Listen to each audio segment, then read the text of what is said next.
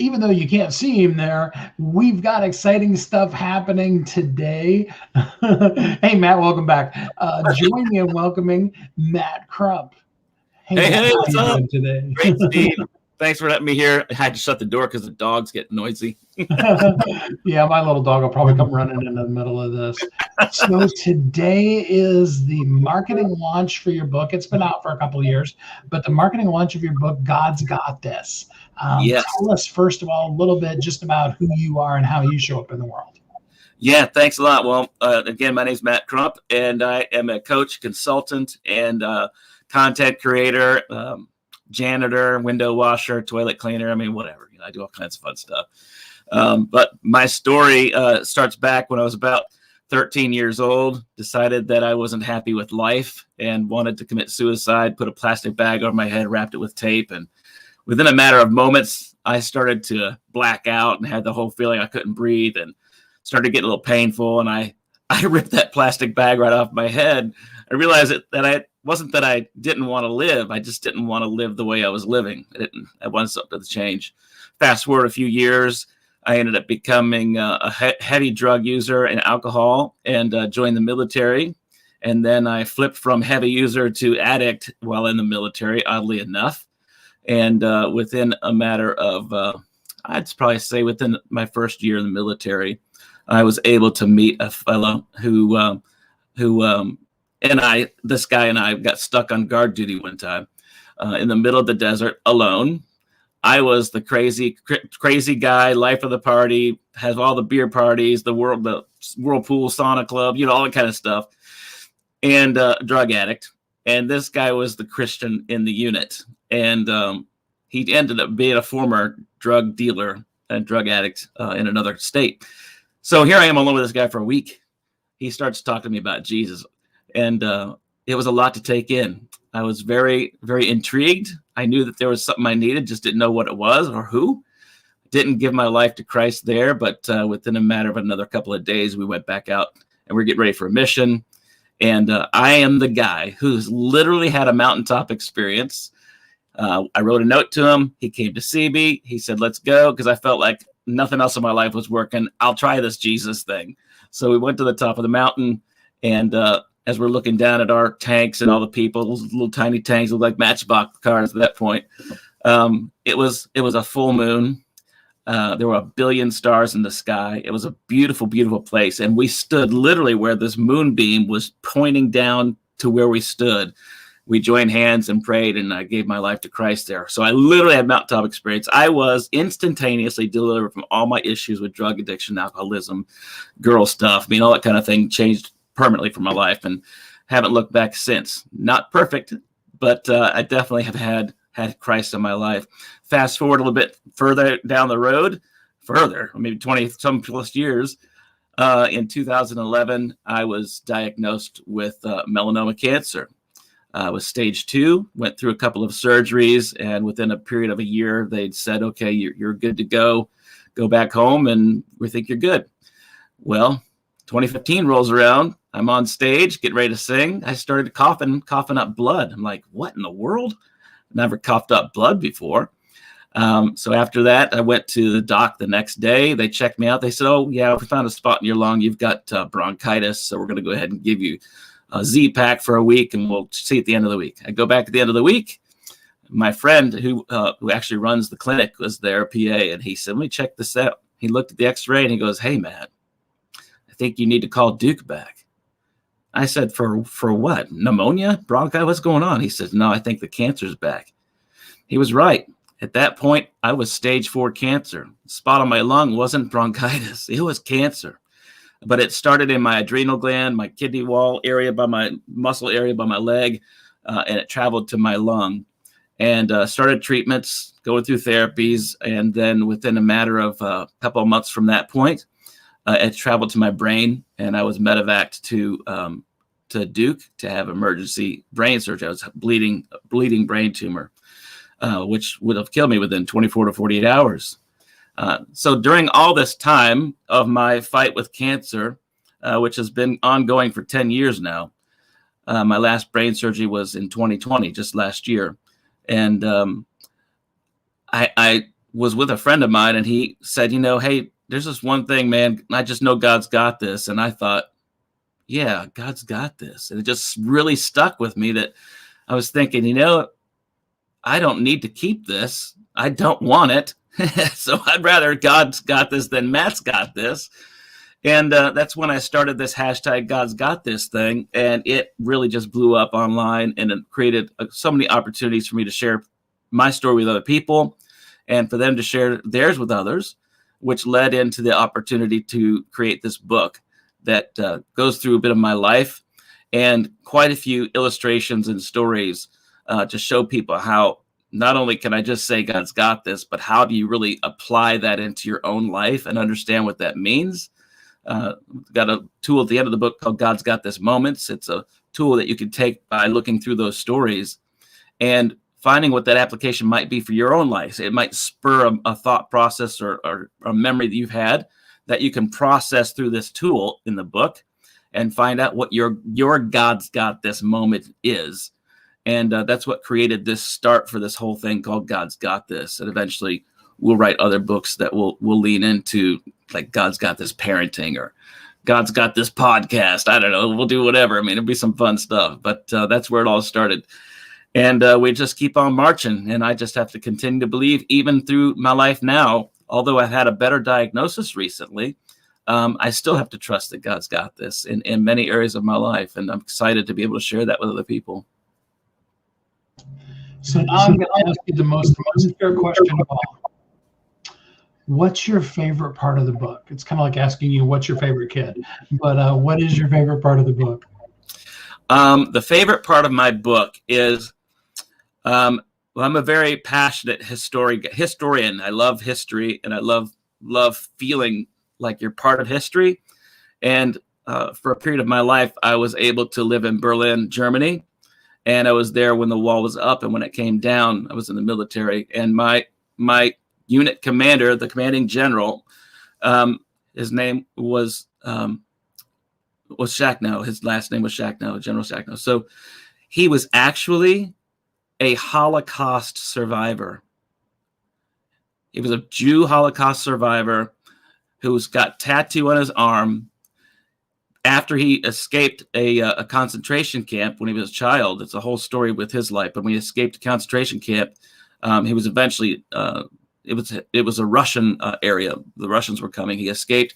He was able to get into an area where some Americans found him. He was brought to the United States, and he turned his life around and was able to join the military, the United States Army. He was one of the first Green Berets in the United States military. He rose in his ranks quickly. He was an amazing soldier. And then in the midst of his time, for all the duty stations he'd been, all the great accomplishments he'd had in his life, he was then assigned the commanding general of Berlin Brigade, the exact city and town that was trying to kill him. Many of his family members, including his parents, were killed in the Holocaust. And now he commands that unit in Berlin. Totally amazing. And I had the very huge pleasure and honor to speak with my commanding general. And I interviewed him in person in his home in part of this book. In one of the chapters, I go into that time that I spent with General Shacknow. And what's interesting is I was the last person to ever do anything like that. Within a matter of 6 or 8 months after that interview, he passed away, which really broke my heart, because he's an amazing hero, an amazing man. And I could tell you stories that would go much longer than we have time for here. But that's probably, there's a lot of great things in that book that I love. But the one that's like really powerful to me, besides, an experience with Jesus Christ, is I got to sit down with my commanding general from Berlin, this amazing man who's been through so many things in his life. And I was the last person to be able to have any type of formal interview with him and record that inside of this book. That is so cool. Did he get to see the wall come down before he passed? Oh, yes, he did. He was there too. He was there when it came down, which was a big deal, right? It was a huge, big deal. And to know that he was there, it was amazing. And as a matter of fact, We had a lot of interesting missions that I can't talk about, going back and forth from the east to the west. But as he would go through to meet with the folks in the east, the Russians or the Eastern German military, the communist side, he would go back and forth periodically to do meetings and try to work some things out. Some of them were known, some of them unknown, right? But he always carried a notebook with him, a specific notebook. And I knew he had this thing. It was like a brown leather notebook, and it had our Berlin symbol that was on the thing as Unified Forces. And when I was with him that meeting, he said, "Well, hang on a second." And he brought that thing in there. He brought that notebook and showed it to me. He says, "I took this everywhere with me on every mission I was ever on in Berlin. All the ones that I went to that were secret, top secret. I met with the President of the United States. This was with me. I wrote notes with him. This was an amazing thing I took with me." And he gave it to me. I have it at my house. Yeah, it was amazing to get when this man handed this to me. I couldn't believe that he was handing it to me. Still can't believe it. I have it. So yeah, just a powerful, powerful thing. He never wanted to tell his story. He was not big on talking about the past in his life. He was not a Christian. He was actually an atheist. He said that, sometimes he didn't say sometimes, he said during the Holocaust period of time, there was one of two things would happen. You were either a believer in God or you lost all faith in him. And he said, unfortunately for me, I lost all faith.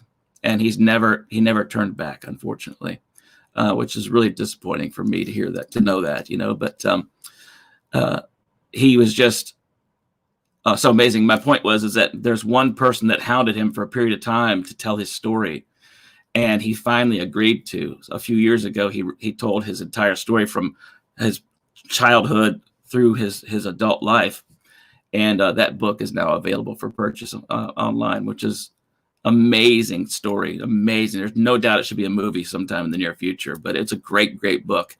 And I'm not a huge reader. I like to read, but I like big letters and lots of pictures. I can handle that pretty good. But this book didn't matter what it was. The story was so powerful and so engaging. You just can't stop reading. It's an amazing book. So people, of course, need to get the book. It is available today for free. I'm going to pop the link in right now for people who didn't see it in the description so that they can get the book for free. For somebody who doesn't get the book for free, well, slap on the wrist, first of all. But secondarily, what is one thing that they could do to begin to see how God's got this in their own life? Yeah, I think the first place is that you have to realize that you don't. We tend to hold on to some things in life. We tend to have some worry or anxiety. Of course, there's scriptures about that for sure too. But sometimes there's things that are really hard to let go of, like maybe stage 4 cancer, and you're told you're going to die. It's a tough pill to swallow, and it's really hard to understand how you could relieve yourself of that weight. And I've been able to do that. And I think the first step, with or without my book, of course, my book, I think would be even more helpful to do that. But the first place you have to come to grips in is say, I must trust him with this. And when you give it to God, that means you don't have it anymore. And if you don't have it anymore, then in theory, God's got this, right? So that's why I feel like it's important to say, I can at least say, I want to surrender this thing. I want to give this thing to you. I don't want it anymore. I don't need it in my life. So God, I need you to take this, and I trust you with it. So I can say, God's got this, right? That's that proclamation. And a memory to yourself to say, don't go back to God and say, oh, by the way, can I have that back? No, because God's got this. Not Matt's got this. God's got this, right? Absolutely. We could do a whole nother series on just quit taking it back. Yes, no doubt. That might be another book. Don't take it back. So leave us with a few words of encouragement as we end off things here today. Yes, sir. Thank you. I think that through some of the things I just shared with you, the one thing that I needed the most, especially during my battle with cancer, not to mention all the other stories you'll find in the book, is hope. And I think hope is essential to have in our lives, essential to know that you have in your life, to know that you know that you know that it's available to you, and you have it. So I want you to understand that there is a hope, that there is a way. It just comes to a place of surrender and trust and faith. And if you are willing to give that up, and you're willing to believe, one, in God, and two, in yourself, because you're an incredible person. You were made by design. And the Bible actually says that design was fearfully and wonderfully made by God. Could you imagine God, the creator of the universe, was fearfully and wonderfully made was you. He made you, knit you together in your mother's womb perfectly. So you have high value, very high value. And to know that you can, if God believes in you, if God believes in you, then you should believe in you too.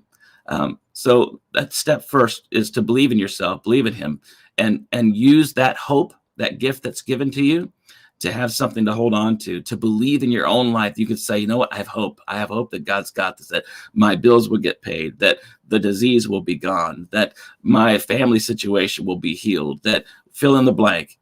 You have hope and a purpose, and you can know that there's one who loves you so much that he'll take it, and he's got it, and he'll work it out. Might not be exactly the timing you want, but it will work out. You got to get the book God's Got This by Matt Crump. You can get it today if you're listening live for free. If not, get it anyway. The link is in the post. Matt, thanks so much for spending some time with us on the show here today. Thanks, Steve. I appreciate you so much.